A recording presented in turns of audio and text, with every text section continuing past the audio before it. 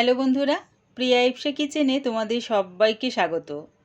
তোমরা প্রত্যেকেই কড়াইশুঁটির কচুরি খেয়ে থাকবে। একবার আমার মতন করে জলখাবারে বা ডিনারে আলু কড়াইশুঁটির পরোটা বানিয়ে খেয়ে দেখো, দারুণ খেতে লাগে। রেসিপিটা ভালো লাগলে প্লিজ আমার চ্যানেলটিকে লাইক ও শেয়ার করে দিও। তবে দেখে নাও আমি এটা কেমনভাবে তৈরি করি। দুটো আলু খোসা ছাড়িয়ে দু টুকরো করে নিয়েছি, সেটা প্রেসার কুকারে দিয়ে দিলাম। এক বাটি কড়াইশুঁটি দিয়ে দিলাম, সেদ্ধ হওয়ার মতন জল দিয়ে দিলাম। এবারে প্রেসারের ঢাকনাটা আটকে গ্যাসটাকে হাই ফ্লেমে রেখে প্রেসারটা বসিয়ে দিলাম। দুটো সিটি দিয়ে আমি গ্যাসটাকে অফ করে দিলাম। গ্যাসটাকে হাই ফ্লেমে রেখে একটা কড়া বসিয়ে দিয়েছি।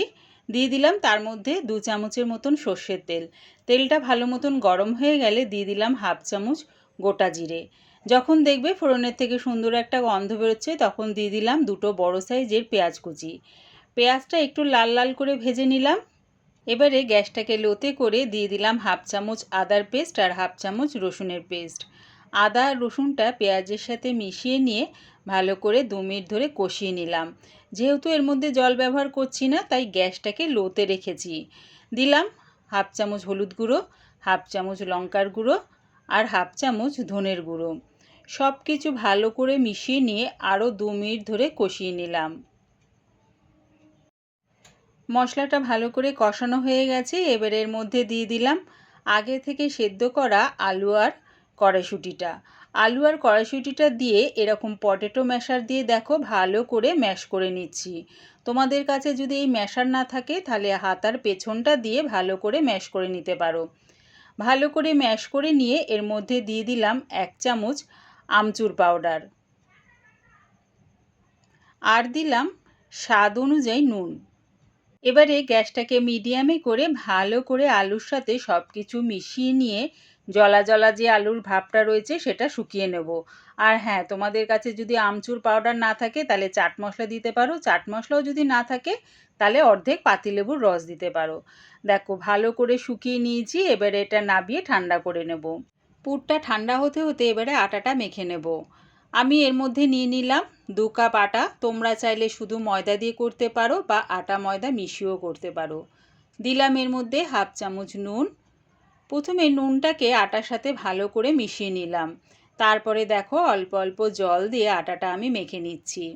একেবারে অনেকটা জল দিয়ে দিও না, অল্প অল্প জল দিয়ে দেখবে আটা বা ময়দা খুব সুন্দর করে কিন্তু মাখা হয়ে যায়। দেখো আটাটা আমি একটু শক্ত করেই মেখেছি, যেহেতু এর মধ্যে স্টাফিং দেব সেহেতু আমি একটু শক্ত করেই মাখলাম। এবারে আটার ডো থেকে আমি লেচি কেটে নিচ্ছি। রোজকার যে রুটি পরোটা হয় তার থেকে একটু বড় লেচিই কাটলাম। দেখো 2 কাপ আটা থেকে আমার 4টে লেচি হয়েছে। এবারে একটা লেচি নিয়ে 2 হাতের তালুর মাঝখানে রেখে গোল করে নিলাম। তারপরে দেখো 2 হাতের আঙুল দিয়ে আমি একটা বাটির শেপ দিয়ে দিলাম ঘুরিয়ে ঘুরিয়ে। আলু আর কড়াইশুঁটির বেশ খানিকটা পুর নিয়ে নিলাম। নিয়ে এই লেচির মাঝখানটায় রাখলাম। তারপরে দেখো ওপরের হাতটা দিয়ে এরকম দাবিয়ে দাবিয়ে ঢুকাচ্ছি আর নিচের আঙুলগুলো দিয়ে লেচিটাকে ওপরে তোলার চেষ্টা করছি। দেখো এবারে দুটো মুখ আমি বন্ধ করে দেব। দুটো মুখ কিন্তু ভালো করে বন্ধ করো, নালে বেলার সময় কিন্তু ফেটে যেতে পারে। দুধ পুলি করতে গেলে যেরকম আমরা মুখটাকে বন্ধ করি, প্রথমে আমি সেরকমভাবে বন্ধ করে নিলাম। তারপরে দেখো পুরোটা ধরে এরকম মুখটাকে ঘুরিয়ে ঘুরিয়ে মোমোর মতন যেরকম বন্ধ করি সেরকমভাবে বন্ধ করে আবার গোল করে দিলাম। ঠিক এই রকমভাবে আগে পুরগুলো ভরে নেব। আবার একটা লেচি নিয়ে দেখো গোল করে নিয়ে তারপরে আঙুল দিয়ে একটা বাটির শেপ দিয়ে দিলাম। বেশ খানিকটা পুর নিয়ে নিলাম। নিয়ে ওপরের হাত দিয়ে এরকম দাবিয়ে দাবিয়ে ঢুকাচ্ছি আর নিচের হাতটা দিয়ে দেখো লেচিটাকে ওপরে তোলার চেষ্টা করলাম।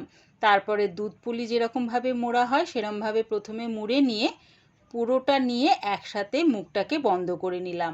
এইভাবেই আমি সবকটা লেচি আগে করে নেব।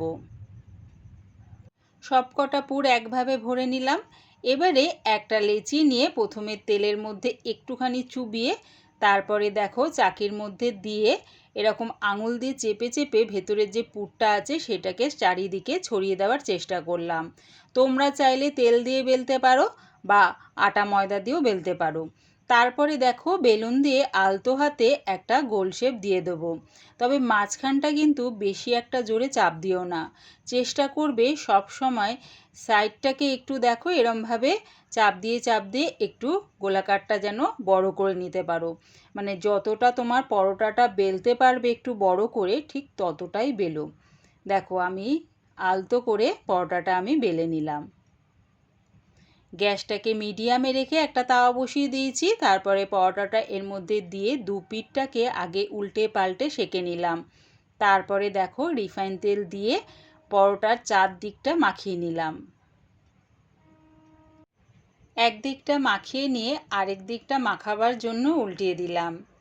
উল্টিয়ে আমি এদিকটাও ভালো করে রিফাইন তেল মাখিয়ে নিলাম। তোমরা চাইলে এটা তেলের বদলে ঘি দিয়েও সেঁকতে পারো। দেখো দুদিকটা ভালো করে রিফাইন তেল মাখিয়ে নিলাম। এবারে উল্টে পাল্টে লাল লাল করে ভেজে নামিয়ে নেব।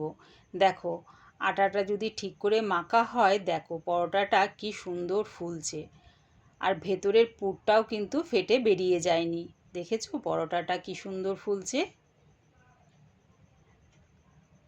দুদিকটা উল্টে পাল্টে লাল লাল করে ভেজে নিয়েছি। এবারে এটা নামিয়ে নেব।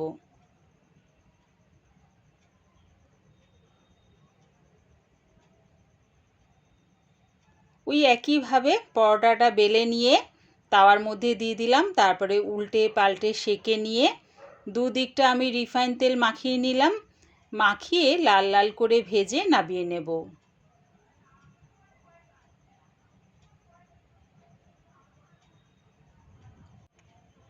দেখো সবকটা পরোটা দেখেছো কি সুন্দর ফুলছে।